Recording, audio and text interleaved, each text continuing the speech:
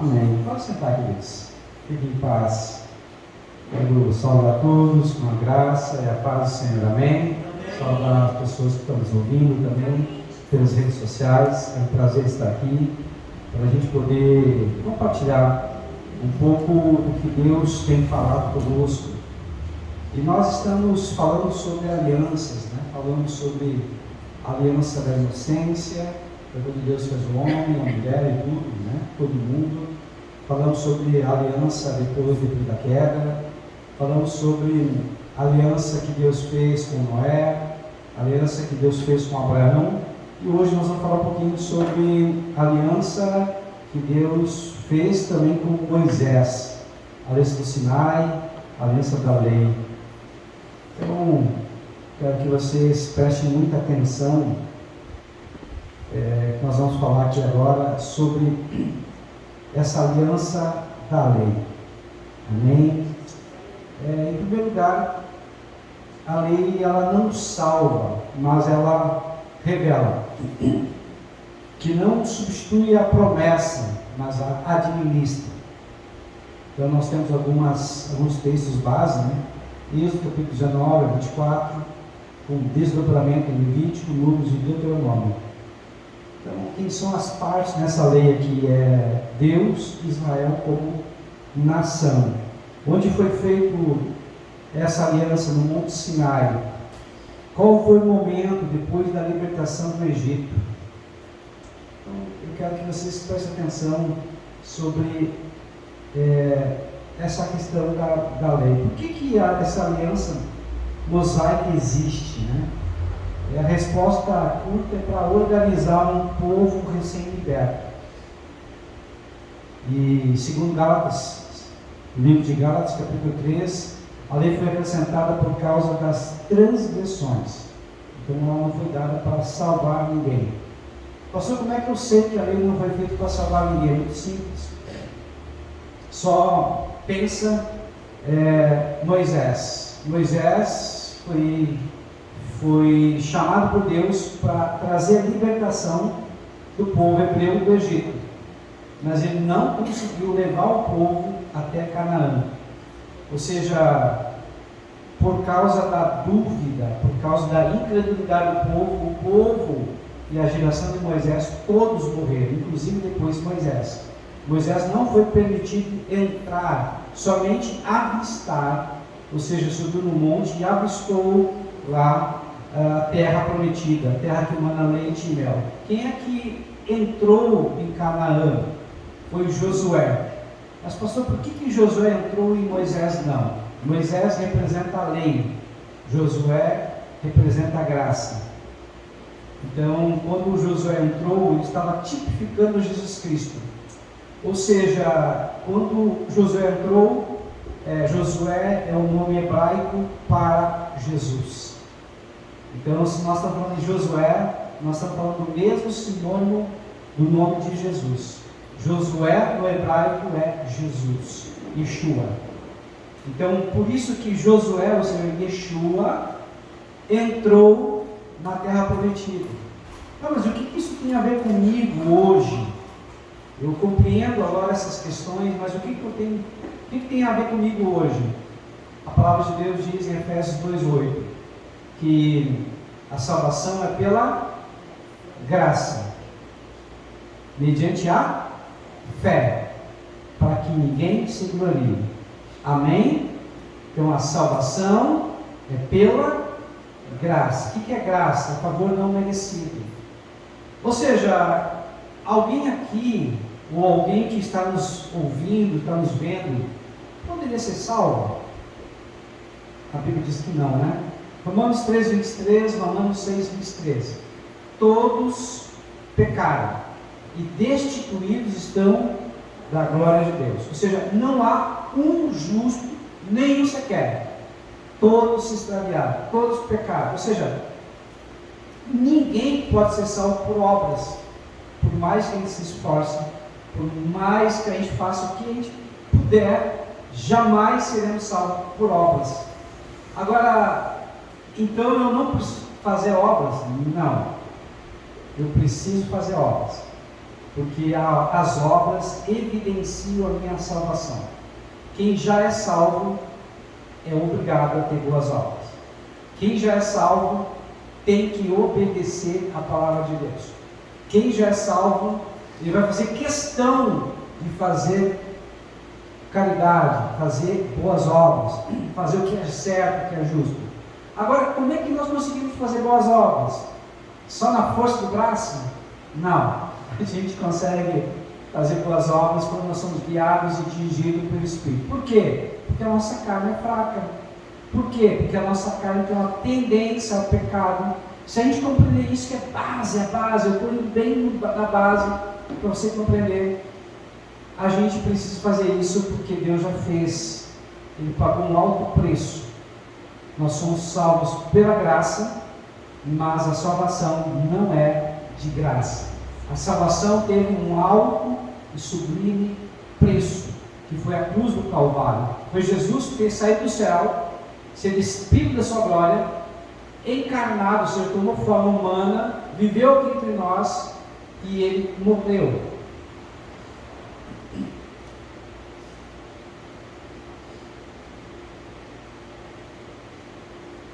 Eu quero que você compreenda algo.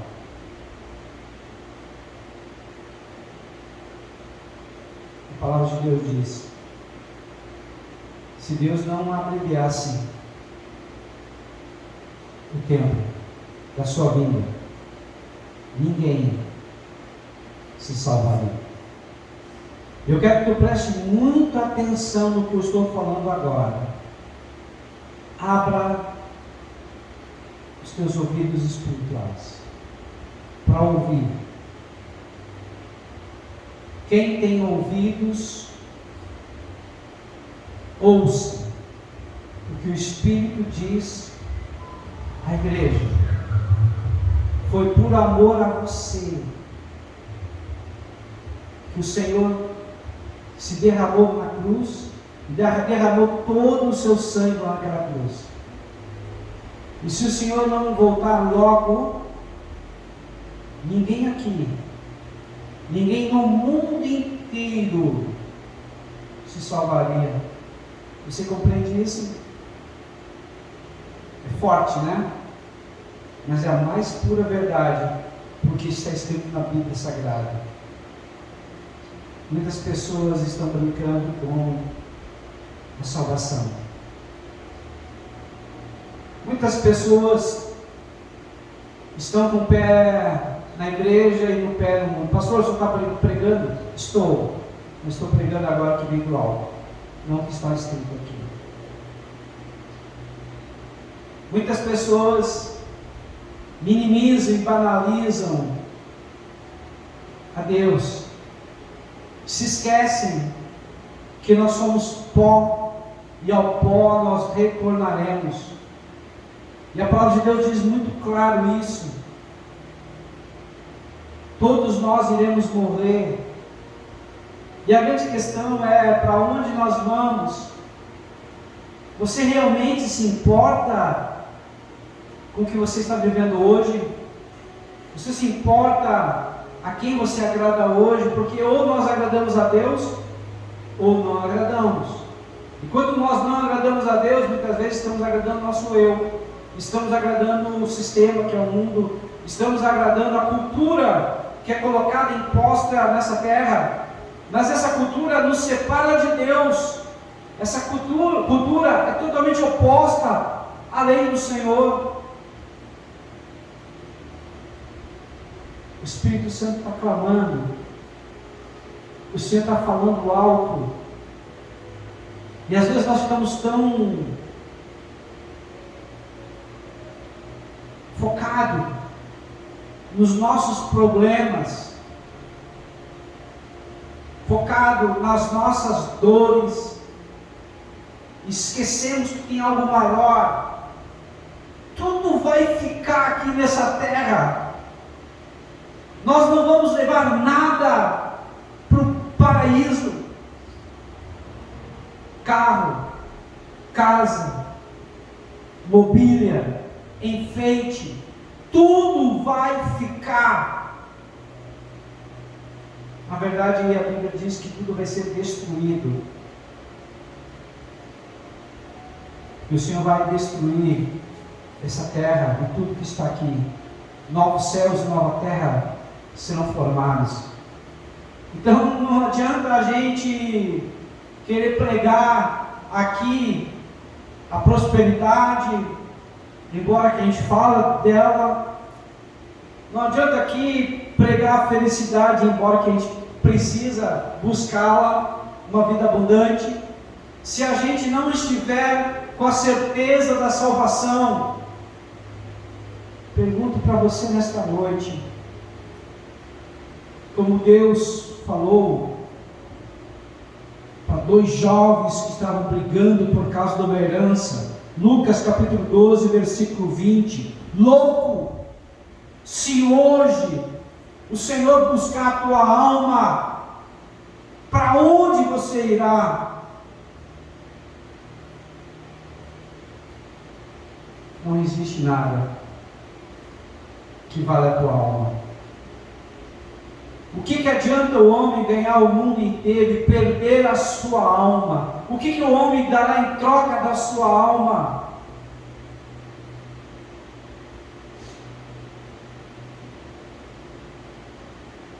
O povo hebreu só entrou na terra prometida depois que eles se santificaram. O povo hebreu só entrou na terra prometida depois que eles se lavaram. O povo hebreu só entrou na terra prometida depois que eles se purificaram. Isso está lá em Josué capítulo 3, se não me falha a memória. Uma geração que ainda não tinha se circuncidado, tiveram que se purificar e se circuncidar. Pastor, por que o senhor está falando isso? Porque nós também agora estamos prestes a entrar na Canaã celestial. Porque nós aqui agora estamos prestes a prestar contas de tudo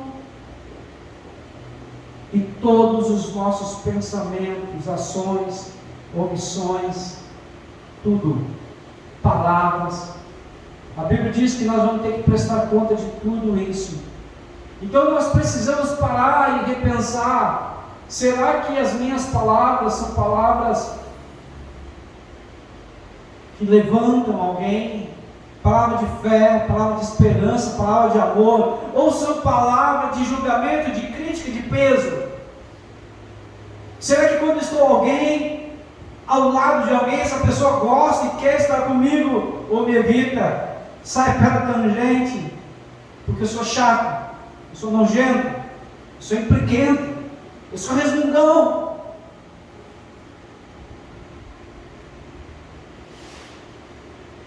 Nós somos testemunhas vivas do Senhor, embaixador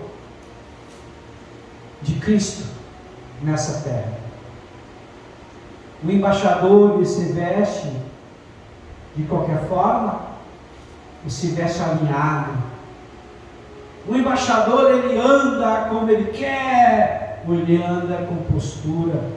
O embaixador, ele fala o que ele quer, o que dá na telha, ou ele fala de uma forma coerente. Estão entendendo como nós somos embaixadores?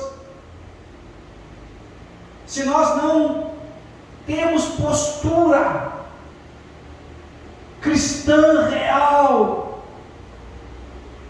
e eu não estou falando só de aparência, eu não estou falando de usar máscara, porque sou totalmente contra isso. Eu estou falando de ser verdadeiro e autêntico. Você é verdadeiro? Autêntico?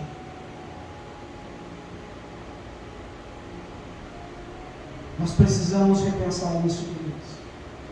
Eu sinceramente não tenho que estar pregando isso. Deus sabe disso. Mas como eu não vou pregar aquilo que o Senhor está me mandando pregar? Como eu vou desobedecer a Deus? Porque essa palavra começa comigo. Não é só você que está me vendo agora, não é só você que está vendo aqui e ouvindo. É a Bíblia. Eu não estou falando nenhuma mentira, eu não estou falando de machismo, eu não estou falando de inteligência humana, conhecimento humano. Eu estou falando somente da palavra de Deus. Nós vamos ter que prestar contas de tudo.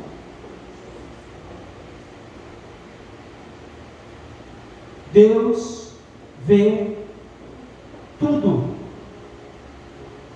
Deus sabe de tudo. Ninguém pode mentir para Deus, ninguém pode ocultar nada de Deus.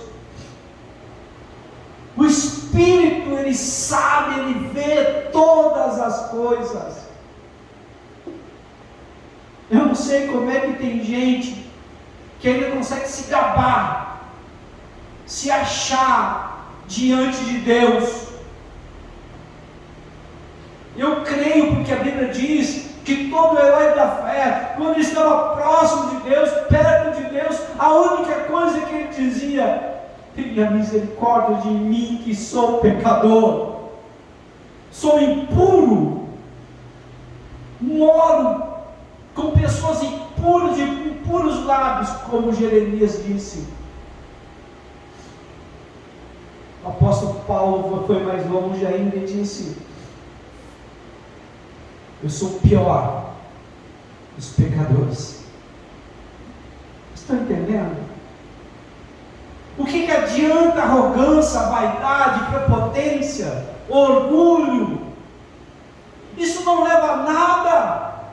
O orgulho é a base de todos os pecados. Mas Jesus disse: aprendei de mim, que sou manso e humilde de coração. Nós precisamos quebrar a crista. Nós precisamos jejuar e pedir: Deus, me faça mais humilde.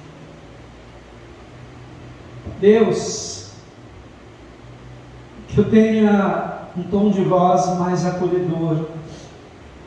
Senhor, me ajuda a ser constante, equilibrado, sorrir mais, abraçar mais, acolher mais, sem julgar nem criticar, mas que eu possa ver como tu vê, que eu possa ouvir como tu ouve, pensar como tu pensa e agir como tu age.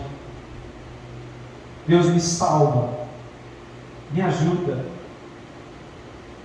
porque eu ando cansado, estou sobrecarregado,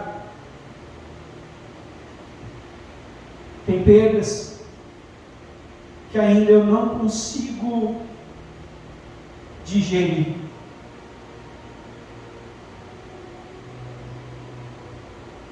Me ajuda, Senhor, porque talvez lá no fundo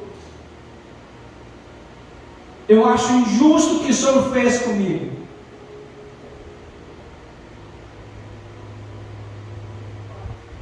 Me ajuda, Senhor, porque talvez ainda internamente eu discuta contigo ou não quero discutir, mas na realidade eu estou bravo contigo. Pastor, você vai fazer uma oração pessoal? Não. Essa não é a minha oração. Mas é a oração que o Espírito está me conduzindo. Eu só deixo ele fazer, porque é a oração que precisa ser feita. Senhor, quebra todo e qualquer muro de inimizade. Quebra, ó Pai amado, qualquer situação, qualquer julgamento, qualquer crítica que não venha de Ti, mas seja apenas da minha carne, porque eu sou mau e eu não vou contender contigo. Quem és Tu contender com o Senhor? Quem és tu para discutir com Deus? Talvez racionalmente você saiba que não pode fazer, mas as tuas emoções, teus sentimentos, você sente como Deus é injusto, porque Ele tem todo o poder, e por que Ele não faz o que na tua cabeça deveria ser feito?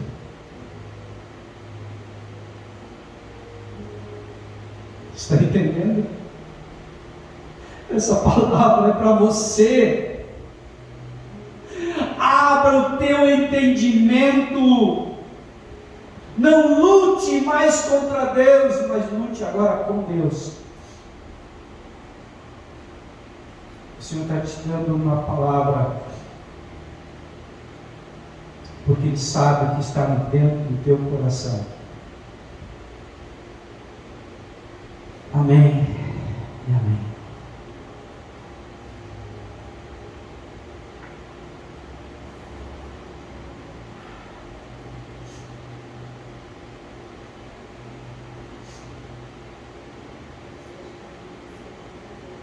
A estrutura da aliança mosaica.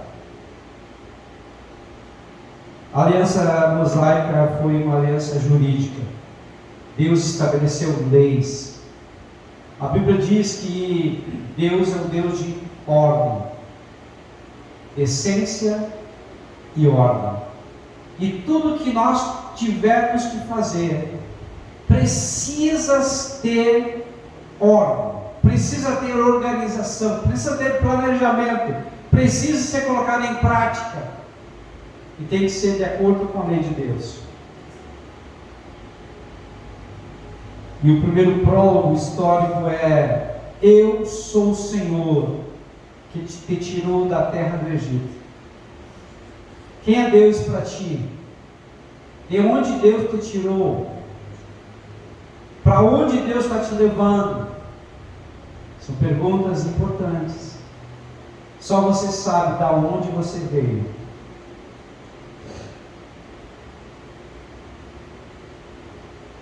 Então é importante você se lembrar quem te libertou antes de pedir qualquer coisa para Ele. Amém? Segundo os 10 mandamentos, a lei moral. Então os 10 mandamentos são o coração da aliança. E eles revelam o caráter de Deus, a sua santidade, a justiça, a ordem, a verdade. Os 10 mandamentos não salvam, mas mostram o padrão. As leis civis regulam a vida social, a justiça, o trabalho, a família e a reparação de danos. Deus se importa com a vida real, não só com o culto. Eu vou cumprimentar. O culto a Deus, ele não é só feito aqui.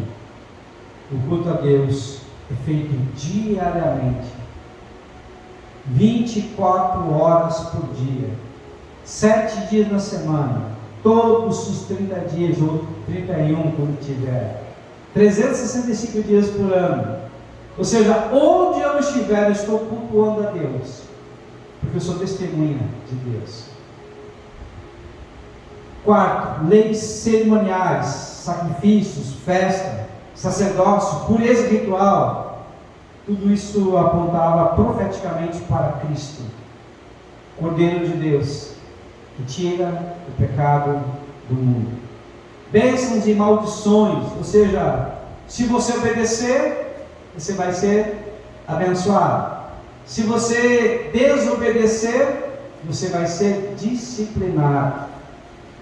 Então aqui está o caráter condicional da aliança. Condicional, mas não inútil. Sim, a aliança mosaica, ela é condicional. E exatamente isso porque ela expõe a grande verdade. E a grande verdade é: o ser humano não consegue cumprir perfeitamente a lei. Então a lei funciona como o quê? Como um espelho. Você não se lava no espelho. Você percebe que está sujo, porque o espelho mostra toda a tua sujeira e mostra a verdade. Não o que você quer ver, mas simplesmente a verdade. Ele revela a necessidade de um Salvador. Amém? Então o sistema de sacrifícios é o coração pulsante da lei mosaica. E cada sacrifício dizia a mesma coisa: alguém precisa morrer no meu lugar, porque eu sou culpado. Mas nenhum sacrifício resolvia de forma definitiva, e eles eram repetidos porque eram temporários. E os hebreus, é claro, é impossível que o sangue de touros e bodes removam pecados. Por isso que eles tinham que fazer sempre. Então esses sacrifícios eram o que? Sombras. Cristo é a realidade. Como é que a lei de Cristo se conecta hoje? Então Jesus não veio abolir a lei, ele veio para cumpri-la. E cumpriu a lei moral, vida perfeita. Cumpriu a lei cerimonial, sacrifício final na cruz. Cumpriu a lei civil. Ele vai ser um rei justo, e já é um rei justo lá no céu. Então na cruz a lei para de acusar o que crê, porque já foi satisfeito. Então a posição na teoria das alianças, na teologia das alianças, Abraão teve a promessa, Moisés o padrão, Davi, que é o próximo, vai ser o reino, e Cristo o cumprimento final do milênio. Então a aliança mosaica é o caminho, o tutor e o pedagogo. Paulo manda real, a lei nos conduziu até Cristo. Amém? Então a lei ela foi necessária, a lei ela foi temporária, ela foi reveladora, ela foi preparatória. Mas a lei não consegue salvar. Mas a lei funciona como um espelho. Você consegue se ver sem um espelho? Não, né? Se você compreende que a lei foi um espelho, e que o espelho ele é necessário para você ver se está bonita, se está feia, se está bem arrumado ou não mal arrumada. Então a lei, ela tem esse objetivo de mostrar o quanto e o como nós estamos verdadeiramente. Olha a lei agora como espelho. Quando você veste uma roupa, quando você se penteia, como é que você sabe que está legal e ficou bom, sem se olhar no espelho? É impossível. A lei é o espelho, Cristo é a realidade, porque o espelho também pode distorcer, o espelho também pode não aparentar exatamente o que é real, mas quando você estiver em Cristo, com o novo corpo, o corpo glorificado, você não precisará mais de espelho, porque nós seremos um. Em Deus. Se você compreende isso, Deus nos resgatou, Ele plantou o Filho, que era unigênito, e Ele colheu uma multidão de filhos. E Jesus agora não é mais unigênito, Ele é agora o primogênito. É o primeiro, de muitos irmãos e irmãs, que estaremos lá no céu como uma família de Deus. Se você compreende isso, você compreendeu o projeto de Deus, que sempre foi, é e será ter uma grande família de homens e mulheres com novos corpos espirituais, semelhante a Jesus. Você compreende agora por que ele teve que morrer, ressuscitar e ascender aos céus? Por que ele levou o cativo, o cativeiro? Agora aqueles que estavam aprisionados lá no Hades, no mundo dos mortos, que estavam embaixo da terra, agora estão nos céus, reinando já com Cristo. Mas nós um dia reinaremos.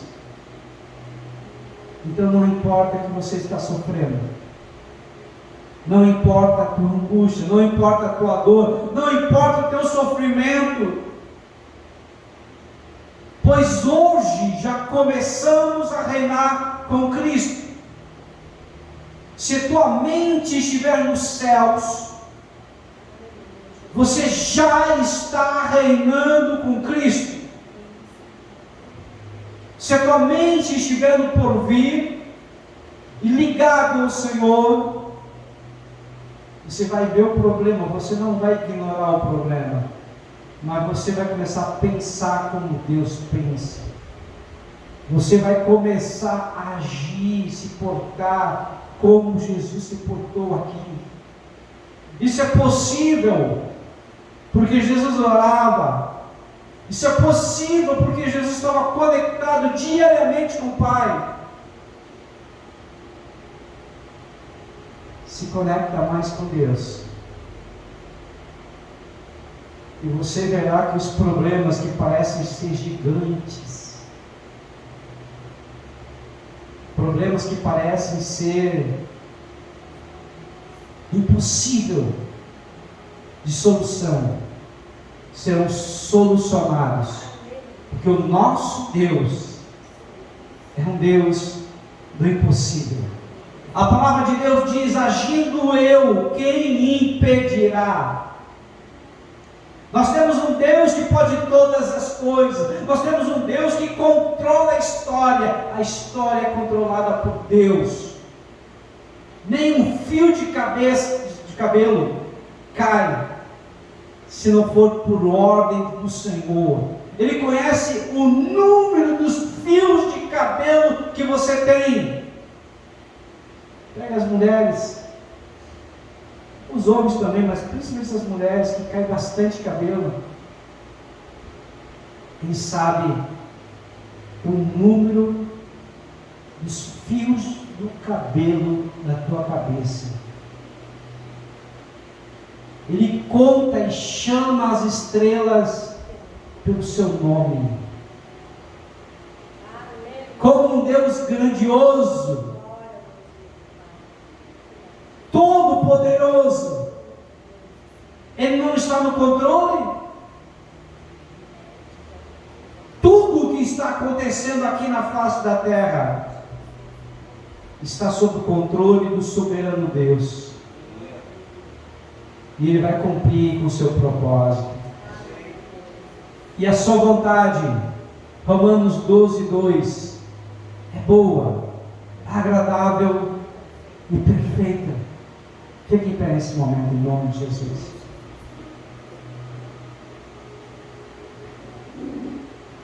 Se você crê nessa palavra,